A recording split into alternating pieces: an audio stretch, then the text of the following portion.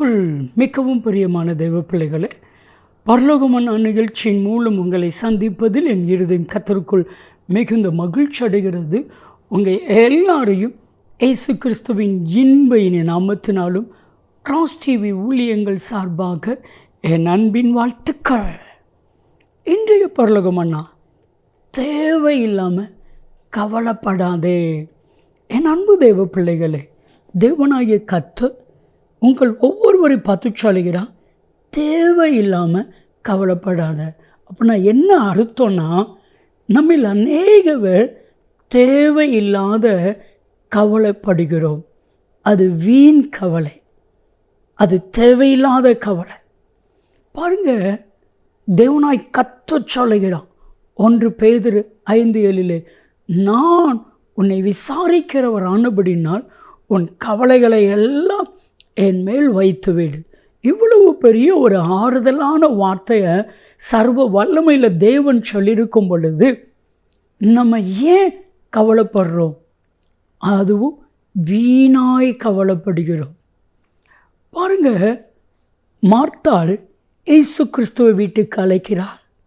அங்கே போன பின்பு மார்த்தாள் கவலைப்படுகிறாள்.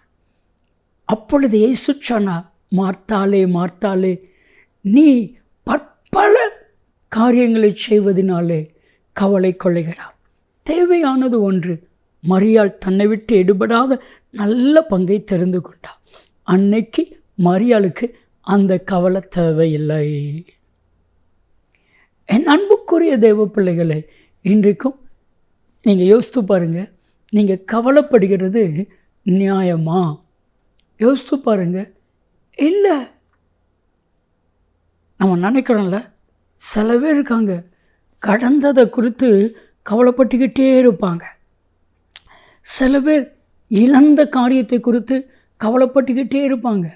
ஆண்டவர் முந்தினவைகளை நினைக்க வேண்டாம், பூர்வமானவைகளை சிந்திக்க வேண்டாம். அது நினைக்கும் பொழுது நம்மளையும் அறியாமல் கவலை நம் இருதயத்தை வேதனைப்படுத்துகிறது. கடந்த காலத்தை சிந்திக்கும் பொழுது நம்மளையும் அறியாமல் நம்முடைய சிந்தையை கவலை ஆட்கொள்ளுகிறது. ஆண்டவர், நான் புதிய காரியத்தை செய்வேன். ஏன் நீ கடந்த காலத்தை குறித்து கவலைப்பட்டு இருக்கிற? என் அன்புக்குரியவர்களே, ஒருவேளை கடந்த காரியத்தை குறித்து நீங்கள் உங்கள் யாராகிலும் கவலைப்படுவீர்களானால் இன்னைக்கு உங்கள் சிந்தையிலிருந்து அந்த கவலையை எடுத்துருங்க. உங்கள் இருதயத்திலிருந்து அந்த கவலையை எடுத்துருங்க. தேவன் ஒரு வாக்கு தத்துவத்தை கொடுக்கிறான்.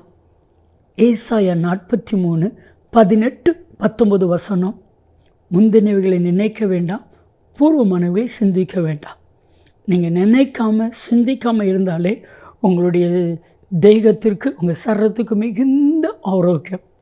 அதை நினைக்கிறது தான் நம்மளுடைய இருதயத்தை கவலைப்படுத்துகிறது. ஆண்டவர் சொல்லுகிறான், 19 நீங்கள் வாசித்து பார்த்தீங்கன்னா, இதோ புதிய காரியத்தை செய்கிறேன். இப்போ உங்கள் இருதயத்தில் இருக்கிற, உங்கள் சிந்தையில் இருக்கிற கவலைகள் எல்லாம் மாறப்போகிறது. கர்த்தர் எனக்கு ஒரு புதிய காரியத்தை செய்ய போகிறார். திருச்சியில் ஒரு சகோதரி, ஐயா, என்னுடைய மகளுடைய கல்யாணத்திற்கு ஒரு இடத்த விற்றோம். நாங்கள் விற்றது 10 லட்சம். ஆனால் இன்றைக்கி அது பல கோடிக்கு போகுது. கவலை கவலை. நான் சொன்னேன், அதை காட்டில் பல மடங்கு ஆசீர்வாதத்தை கற்று கொடுத்துருக்கிறார்.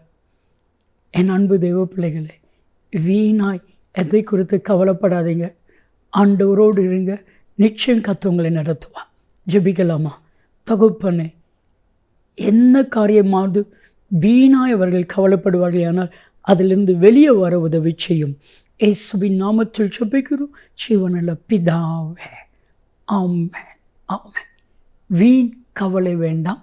நன்மையும் கிருபையும் ஆசீர்வாதங்களும் நிச்சயமாக உங்களை தொடரும்.